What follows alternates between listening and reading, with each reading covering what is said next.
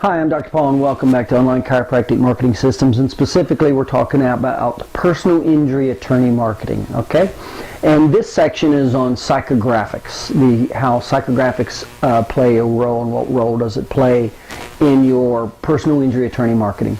So remember, one of the things we're doing is we're creating our list, our target list of attorneys to work with. And when you get that, remember, the list is the most important aspect of the marketing and qualifying that list in many factors. And remember, there's demographics, there's psychographics, there's geographics, there's psychographic barriers, there's vehicles of communication, there's the unique segment position. So what's important when we're creating our list is most of us have heard of demographics before and maybe geographics. A lot of times when I talk with chiropractors, they're not familiar with psychographics or what's called psychographic barriers.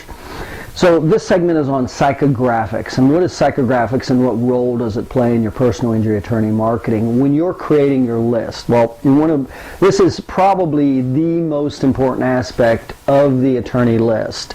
Certainly one of the aspects when you're creating your list, and this is why. So we're talking about psychographics, and what is psychographics? Well, psychographics is essentially a segmentation of your target market, and it's based on lifestyles, attitudes,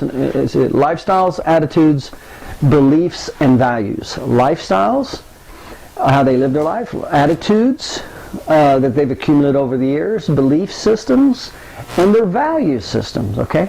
So it is very, very important to understand your target market, no matter what type of product or service you're selling, but specifically within the personal attorney marketing arena. And to give you an example of how I use this to open 77 offices in the psychographic evaluation, is you can reverse engineer your specific target market to find out all this criteria, and including psychographic information.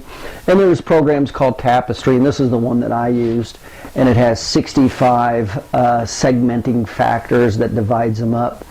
And there's the more common one called VALS. And that was put together, I believe, in the late 70s out at Stanford University. And essentially the VAL system, again, is lifestyle, attitudes, and beliefs. And they segment it into 8 different categories is how they segment the United States market, okay? And essentially what you can do is reverse engineer your market, find out what your target probability is psychographically, and then of course when you're creating your target market list, when you reverse engineered that material, then all you do is you target that particular group, okay? So it's a very effective way of marketing, and this is one of the segments on how we opened 77 offices in 20 states, is without even going to the state, we did these demographic, psychographic, geographic evaluations just through the data exchanges, and I particularly used the Tapestry khaki one, and all we did is we reverse engineered to find out which segment has the highest probability of utilizing and wanting to use chiropractic services with a lifestyle, attitudes, and beliefs. And of course, where there was that high density of propensity was one of the major factors of where we would set up a location. Now, when it comes to personal injury attorneys, we're not going to get this broad into 65 segmentations or 8 segmentations. That's really not what this is. This little series here is to, share with you the importance of psychographics. And we're really not looking for a pro attorney, a pro chiropractic personal injury attorney is. You definitely want to know in your list who the personal injury attorneys are who are not pro chiropractic or pro chiropractic services.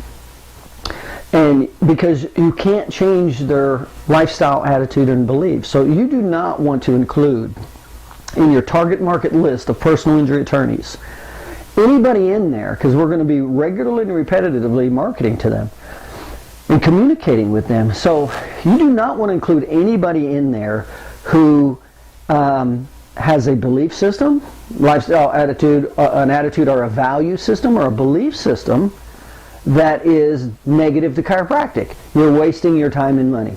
And the reason is you don't want to get into see if you can change their opinion. You don't know all the different things that occurred in that individual's lives over 30, 40, 50 years, 60 years to imprinted that impression. So the main thing that you definitely want to find out with psychographic information is who you don't want to work with. You want to find out who doesn't believe in chiropractic, who does not like chiropractors. So that is definitely a segment you do not want on your list. So as you're putting your list together, and after you've put it together, you do want to make a phone call to that particular attorney, and there's absolutely one question that you want to ask that attorney in that particular attorney's office, preferably attorney, not the assistant, okay? And preferably the doctor more than your office manager. So you are going to want to make a phone call to each of the attorneys on your list, and you want to ask them one question, and this is the question right here. How do you feel about working with chiropractors? That is the most important question that you can ask your target audience to see if they qualify to be on your list. And again, I'm not looking for attorneys necessarily to say, oh, they're great, they're wonderful and all that. That's not what I'm looking for, okay? What I'm looking for is the negatives. And by the way, I use that is the exact same question I ask my medical providers when I'm creating referrals from the medical providers likewise. How do you feel about working with chiropractors? Now let me share with you an important word in this question, and it's this word right here, feel. How do you feel? Okay? How do you feel? In other words, we're asking for a visceral response, an attitude or a belief or a value system. We're not interested in their cognitive, we're interested in their emotional feelings, not their cognitive belief system. Okay? So I want to make sure that feel is in the question I ask. I don't want to say something like, do you believe in chiropractors? Or do you believe chiropractic is effective? That's a cognitive argument. And they can totally believe and understand chiropractic's effective, but not want anything to do with them because it's not part of their lifestyle, attitude, or belief. So you want to get to the core of a feeling, not a cognitive data collection, okay?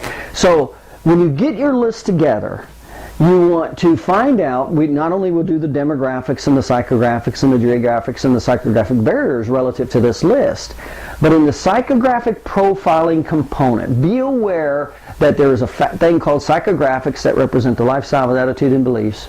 And be aware that you're not necessarily looking for somebody who's pro, you're looking for somebody who's not, and you're not looking to pick an argument. You're not looking to try to convert this person. That's not what marketing's about. Marketing's about finding the person with the highest likelihood and probability, not wasting a lot of time and money on people. That's not what marketing's about. So when we do our psychographic evaluation, we're not looking for the guy who's pro. We're looking to eliminate our people from our list, the personal injury attorneys from our list. We're looking to eliminate. And we do not want to ask a cognitive question. Do you feel chiropractic helps your patients, or not feel? Do you think chiropractic is beneficial to your patients, or are you aware of chiropractic? And again, we're not trying to prove anything, or we're not trying to promote anything here. We're trying to get him off the list to see if he has any negative attitude. I say that cautiously because I'm so used to chiropractors, and it's easy to get very defensive when they ask a question, and of course when the person says something. So the best thing to do is when you're creating your list, people to market to who are going to be more receptive to chiropractic, is ask about the psychographics. Ask, how do you feel about working with chiropractors?